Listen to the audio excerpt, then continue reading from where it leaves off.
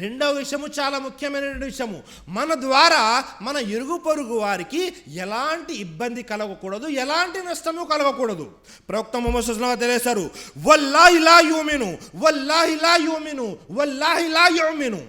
ఆ వ్యక్తి విశ్వాసి కాడు, ఆ వ్యక్తి విశ్వాసి కాడు, ఆ వ్యక్తి విశ్వాసి కాడు అని ప్రవక్త ముహమ్మద్ సల్లల్లాహు అలైహి వసల్లం వారు 3 సార్లు వారించారు. అక్కడ ఉన్నటువంటి సహాబాలు ప్రశ్నించడం జరిగింది, ఇలా వమన్ యా రసూలల్లా, ప్రవక్త ఏ వ్యక్తి విశ్వాసి కాడు అనగానే ప్రవక్త ముహమ్మద్ సల్లల్లాహు అలైహి వసల్లం తెలియజేస్తున్నారు, అల్లజీ లా యామను జారుహు బవాయిక, ఎవరి యొక్క పనుల ద్వారా, చెడు పనుల ద్వారా పొరుగువారు సురక్షితంగా ఉండరు.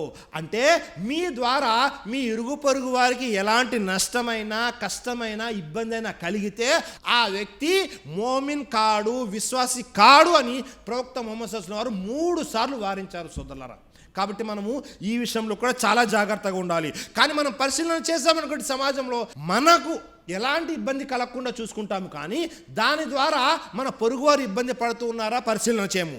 మనం ఏం చేస్తాము, మన ఇంట్లో ఏదైతే పూర్తిగా చెత్త తీసివేస్తూ ఉంటామో అదంతా కూడా మన పొరుగువారి ఇంటి ముందు పడవేస్తూ ఉంటాము. అలాగే మన ఇంట్లో, నా ఇంట్లో నేను నా ఇష్టం వచ్చినట్లు ఉంటాను అని వారు బిగ్గరగా మాట్లాడుతూ ఉండడము, లేదా అనేక ఇళ్లల్లో టీవీలు పెట్టేసి మ్యూజిక్ ఆన్ చేసేస్తుంటారు. ఇది కూడా పొరుగు వారికి ఇబ్బంది కలిగించే విషయము. మీరు సినిమాలు చూడడము, మ్యూజిక్ పెట్టడం చాలా దూరము, అది ఎలాగో హరామే ఇస్లాంలో.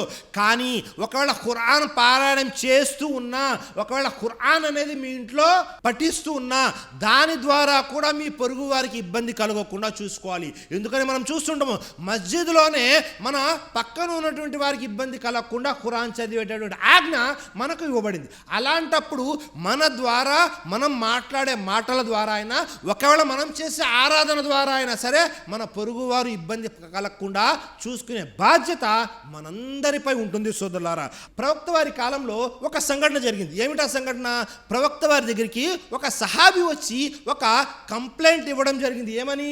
ప్రవక్త, నా పొరుగువారి ద్వారా నాకు ఇబ్బంది కలుగుతుంది ప్రవక్త, నేనేం చేయను, ఎన్నిసార్లు చెప్పినా అతను వినటం లేదు అని అనగానే ప్రవక్త ముహమ్మద్ సల్లల్లాహు అలైహి వసల్లం వారు ఆ సహాబీకి తెలియజేశారు, నీ ఇంట్లో ఉన్నటువంటి సామానంతా తీసుకొచ్చి రోడ్డు మీద పెట్టేయి అన్నారు. ఇంటి బయట పెట్టివేమని అడిగారు.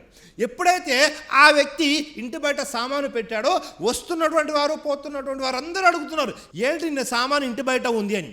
అప్పుడు ఆ వ్యక్తి తెలియజేశారు, నా పొరుగున ఉన్నటువంటి వ్యక్తి ద్వారా నాకు ఇబ్బంది కలుగుతుంది అంటే వచ్చే పోయే వాళ్ళందరూ కూడా ఆ వ్యక్తిని శపిస్తున్నారు, లానతల్లాహ లానతల్లాహ లానతల్లాహి లానతల్లాహి లానతల్లాహి అని. వెంటనే ఆ వ్యక్తి ఈ మాటలు విన్నాడు.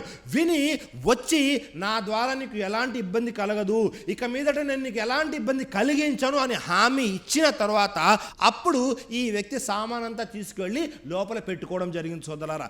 కాబట్టి మనం భయపడాలి. అల్లా యొక్క శాపము మన మీద ఎక్కడ ఉంటుంది, మనము ఇరుగు వారిని లేదా పొరుగు వారిని ఇబ్బంది పెట్టడం వల్ల అని మనం గమనిస్తూ ఉండాలి సోదరులారా.